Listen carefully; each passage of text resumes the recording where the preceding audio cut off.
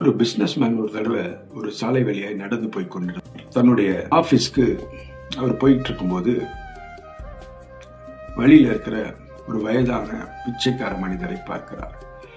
அவர் அறியாம அவர் மேல ஒரு பரிவு ஏற்படுகிறது. அந்த பரிவு நிமித்தம் அவர் கிட்ட போய் அவருக்கு ஒரு குறிப்பிட்ட தொகையை கொடுத்துட்டு தன்னுடைய ஆபீஸ்க்கு போயிடுறாரு. அடுத்த நாளும் வர்றாரு. அதே மாதிரி அவரை பார்க்கும்போது இவருடைய மனசுல ஒரு பரிவு ஏற்படுகிறது. அந்த பரிவு நிமித்தம் அவருக்கு உதவி செய்துட்டு தன்னுடைய ஆபீஸ்க்கு போயிடுறாரு. இப்படி பல நாட்கள் ஓடுகிறது. பல மாதங்கள் அவருக்கு உதவி செய்கிறார். இதை பார்த்த அந்த வயதான பிச்சைக்கார மனிதருக்கு மனதில் அவ்வளோ ஒரு சந்தோஷம், அவ்வளோ ஒரு அன்பு அந்த பிஸ்னஸ்மேன் மேலே வருது. அவருக்கு ஏதாவது ஒரு கிஃப்ட் கொடுக்கணும் அப்படின்னு சொல்லிட்டு இவருக்கு ஒரு ஆசை வருது. அந்த ஆசையினால அடுத்த நாள் அவர் வரும்போது தான் வச்சிருந்த ஒரே சொத்தை அவர் என்ன பண்றாருன்னா பேக் பண்ணிட்டு அடுத்த நாள் வரும்போது அவருடைய கையில கொடுக்கணும்னு சொல்லி அவர் தீர்மானிச்சிருக்கிறார். ஸோ அடுத்த நாள் வர்றாரு. வரும்போது இவர் ஒரு கருப்பு பிளாஸ்டிக் பேக்ல ஒரு கிஃப்டை பேக் பண்ணி அவர்கிட்ட கொடுக்குறாரு. சொல்றாரு, என்கிட்ட நிறைய இருக்குதுங்க, எனக்கு எதுவுமே தேவையில்லை, நீங்க நல்லா இருந்தா போதும் அப்படின்னு சொல்றாரு. இல்லைங்க, என் மனசெல்லாம் நிறைஞ்சிருச்சு, நான் ரொம்ப நன்றி நிறைந்த இருதயத்தோடு இதை செஞ்சிருக்கிறேன், இதனுடைய வேல்யூ என்னன்னு எனக்கு தெரியாது, ஆனால் எனக்கு இருக்கிற ஒரே சொத்து இதுதான், தயவுசெய்து இதை வாங்கிக்கங்கன்னு சொன்னோன்னே சரி அவரை காயப்படுத்த வேண்டாம்னு சொல்லி அந்த கிஃப்டை வாங்கிட்டு வீட்டுக்கு போறாரு. வீட்டுக்கு போனவர் அவருடைய மனைவியோடு கூட அவருக்கு ஒரு தர்க்கம் ஏற்படுகிறது. மனைவிக்கு அவருக்கும் ஒரு பெரிய பிரச்சனை ஏற்படுது. மனைவியோட நல்லா சண்டை போட்டுட்டு கோபத்தோட போய் தன்னுடைய ரூமை சாத்திட்டு படுக்க போறாரு. படுக்க போகும்போது அந்த கிஃப்டை பார்க்குறாரு. சரி என்னதான் அந்த மனுஷன் கொடுத்துருக்குறான்னு சொல்லி ஓப்பன் பண்ணி பார்த்தவருக்கு ஒரு பழைய உடன் போர்டு, ஒரு பழைய தூசி படிந்த ஒரு மரப்பலகையை அவர் கொடுத்திருக்கிறார். அந்த மரப்பலகையில ஒரு வாசகம் எழுதப்பட்டிருக்குது. எழுதப்படல, பொறிக்கப்பட்டிருக்குது. இஃப் இட்ஸ் யூ அப்படின்னு சொல்லி அவர் பிச்சை எடுப்பதற்காக பக்கத்தில் வைக்கிற அந்த பலகையை கிஃப்டாவே இவருக்கு கொடுத்துட்டாரு. அதை பார்த்தவருக்கு ஒரு பக்கம் அவமானம். நான் இதை வாங்குறேன்னா ஆயிரக்கணக்கில் வாங்கலாமே, இதை போய் இருந்தாலும் எனக்கு கொடுத்துட்டானேன்னு சொல்லி அசிங்கப்பட்டுட்டு அந்த பலகையை என்ன பண்றாரு, படுக்கைக்கு பக்கத்தில் இந்த டேபிளில் விட்டு எறிகிறாரு. விட்டு எரிஞ்சிட்டு கோவத்தோடு போய் படுக்க போறாரு. ஒரு ஃபோன் கால் வந்தது.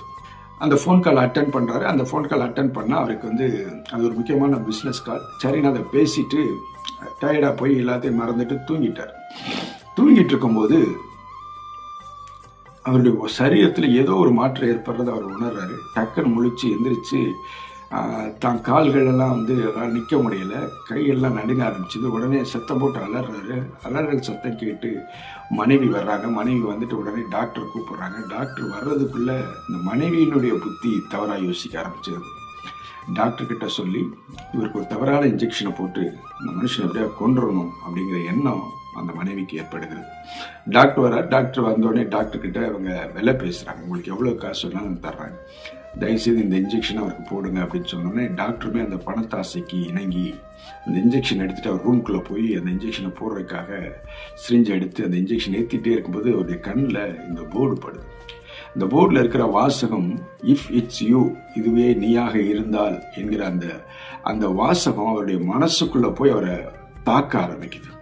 ஐயோ, நான் ஒருவேளை இந்த படுக்கையில் இருந்து எனக்கு யாராவது இப்படி செய்ய போனாங்கன்னா என் நிலைமை என்ன ஆகும் அப்படின்னு சொல்லி டாக்டருக்குள்ள இருதயம் தூண்டப்பட்டு யோசிக்கிறாரு.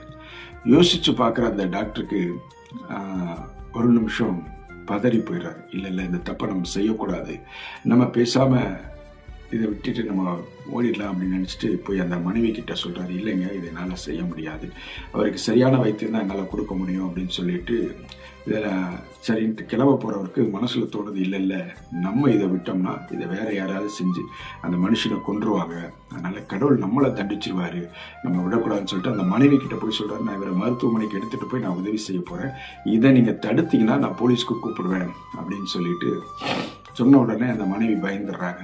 உடனே அவங்க அனுமதி கொடுத்த உடனே போலீஸ் கூப்பிடாம மருத்துவமனைக்கு இவரை கொண்டு போய் அவரை ட்ரீட் பண்ணுறாரு. கொஞ்ச நாள் கழித்து அவர் நல்ல சுயநினைவுக்கு வந்து ரெக்கவரி ஆன உடனே மனைவியினுடைய அந்த தவறான திட்டத்தை இந்த கணவன் கிட்ட சொல்கிறார். இந்த கணவன் அதிர்ந்து போய் மனைவிக்கு டிவோர்ஸ் கொடுத்துட்றாரு. டிவோர்ஸ் கொடுத்தாலும் அவருடைய மனசில் அவருக்கு என்ன தெரியுமா, நான் இன்னைக்கு உயிரோடு இருக்கிறேன்னா அன்னைக்கு அந்த மனிதன் கொடுத்த அந்த வாசகம் தான். அதை நான் எவ்வளோ கேவலமாக நினைச்சேன், அதை எவ்வளோ சீப்பாக நினைச்சேன். ஆனால் அந்த வார்த்தை தான் என்னுடைய உயிரை காப்பாற்றி இருக்கிறது என்று சொல்லி கடவுளுக்கு ரொம்ப நன்றி சொன்னார். அந்த மனிதனை தேடி போய் பார்த்து கையெடுத்து கும்பிட்டு ரொம்ப நன்றின்னு சொன்னார். அந்த மனுஷனுக்கு விஷயம் புரியல. அந்த மனுஷன் வழக்கம் போல நன்றி சொல்ற மாதிரியே இவருக்கு நன்றி சொல்லிட்டு அவர் போயிட்டார். ஆமா, எனக்கு அன்பான தேவனுடைய பிள்ளைகளே, கர்த்தர் உனக்கு தயவு செய்யணும்னு நினைச்சிட்டாருன்னா அதை யார் நினைச்சாலும் தடை செய்ய முடியாது. தேவரீர் சகலத்தையும் செய்ய வல்லவர், நீர் செய்ய நினைத்தது தடைபடாது என்று வேதம் சொல்லுகிறது. இன்னைக்கு உங்களை பார்த்து சொல்றேன், ஏசப்பா உன்னை காப்பாற்றணும்னு முடிவு பண்ணிட்டா உன்னை யாருனாலே அழிக்க முடியாது. அதே மாதிரி உன்னை விடுதலை செய்யணும்னு அவர் தீர்மானிச்சிட்டாருன்னா எவ்வளவு பெரிய நெருக்கடியும் உன்னை கொண்டு போய் அழிச்சிட முடியாது. ஒரு சின்ன வாசகம், ஒரு பிச்சைக்காரன் கொடுத்த ஒரு சின்ன வாசகம் ஒரு மனிதனுடைய உயிரை காப்பாற்றுறதற்கு தேவன் பயன்படுத்துவார் என்றால், உன் வாழ்க்கையில் இருக்கிற ஒரு சின்ன விஷயத்தை கொண்டு ஒரு பெரிய ரட்சிப்பை என் தேவனால் செய்ய முடியும். உன் வாழ்க்கையில தேவ தயவை தேவன் வைத்திருக்கிறார். இது எந்த காரியத்தின் மூலமாக கூட அவர் வெளிப்படலாம். சின்ன காரியமா இருக்கலாம், பெரிய காரியமா இருக்கலாம். உன்னை பார்த்து நிச்சயமா சொல்றேன், தேவன் உன் வாழ்க்கையில ரட்சிப்பை கொண்டு வரணும் அப்படின்னா, விடுதலையை கொண்டு வரணும் அப்படின்னா, அது ஒரே ஒரு காரணத்தினால மட்டும்தான் இருக்க முடியும். அவருடைய அன்பு என்கிற ஒரே ஒரு காரணமாக தான் இருக்க முடியும். இன்னைக்கு சொல்றேன், அவர் உன் மேல அன்பா தான் இருக்கிறார். அந்த அன்பு ஒரு நாளும் மாறாது. அவர் உனக்கு ஒரு பெரிய விடுதலைய சீக்கிரத்துல கட்டளையிட போகிறார். தைரியமா இரு. God bless you.